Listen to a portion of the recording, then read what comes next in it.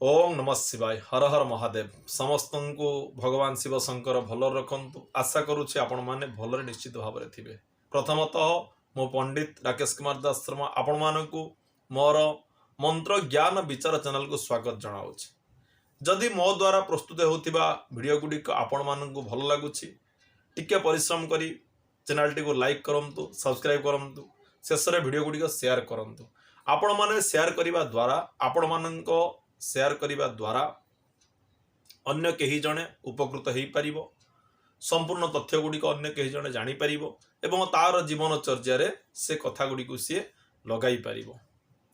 तेबे आज कौन विषय रही आसतु जाना पुनर्बार से चाणक्यंकर आउ एक नीतिबाण नीति श्लोक आशा करुच्चे आपण मानू नीति श्लोकटी शुणा पर निश्चित भाव में भल लगे।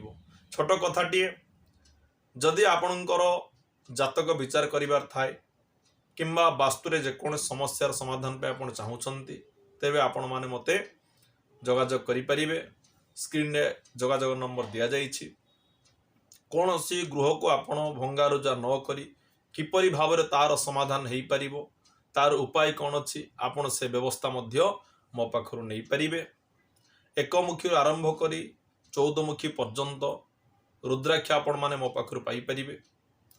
जेकोसी ग्रह रत्न लैब टेस्ट रिपोर्ट सहित आपण मानक पाखरे पहुंची पारिबो। घरे बसी आपणकर जातक देखै परिबे।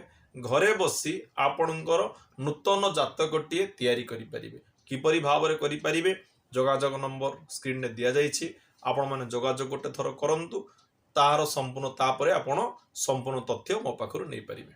तबे आसंतु कोन रहिछि जानिबा चाणक्यंकर नीतिबाणी। नीतिबाणी शीर्षक हूँ कौन ना जे उत्तम पुरुष बा उत्तम मनुष्य तार प्रकृत धन कौन। आमे सदाबले टंका टंका होउछु सदाबले धन पछरे दौड़ुछु। चाणक्य किंतु कहिछंती प्रकृत मनुष्य केउ धन को चाहि थाए कौन इच्छा करि थाए।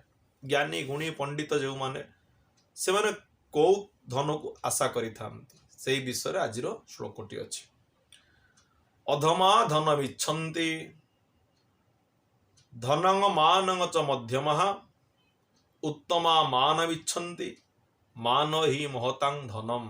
यार अर्थ कौन ना अधमा धनमिच्छन्ति अधम पुरुष जो माने से माने धनर इच्छा करती सदाबले टंका टंका हेबे किपरि भाव टंका अधिक रोजगार करिबा ताहाकु संचय करिबा एई सब चिंता भितरे अधम पुरुष माने रही थांती।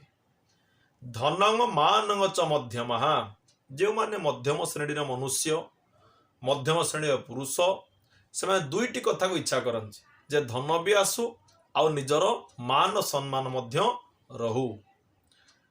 उत्तमा मानमिच्छन्ति मान ही महतां धनम।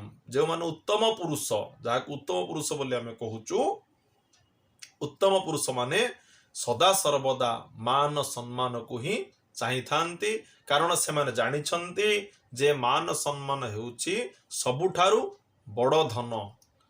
तो जीवन रे जदि आपण किछि संचय करिया पे चाहूछंती तेबे मान सम्मान को संचय करंतु। मान सम्मान ठू बढ़ी आउ बड़ धन किछि नाही। तेबे मोटामोटी कोन हला कथाटी ना अधम पुरुष माने धन इच्छा करंती मध्यम पुरुष माने धन मान सम्मान दुईटी इच्छा करंती किंतु जो माने उत्तम पुरुष से सदा सर्वदा निजर मान सम्मान को जगी थांती सदा सर्वदा मान सम्मान किपरि भाबरे पाइबे ताहा इच्छा करि थांती ताहा आशा करि थांती। कारण मनुष्य जीवन सबुठारु बड़ धन होउची मान और सम्मान। तो ये थिला आज गोटे छोट श्लोकटी नीतिबाणीटी। जदि आपण मानकु नीतिबाणीटी भल लागिथिबो वीडियोटी को टिके शेयर करंतु। आगामी एक नूतन अध्याय को आपण अपेक्षा करंतु। पुनर्बार मु चेष्टा करी आउ किछि नुआ कथा आपण मानक पाखरे पहुंचा पे। ओम नमः शिवाय हर हर।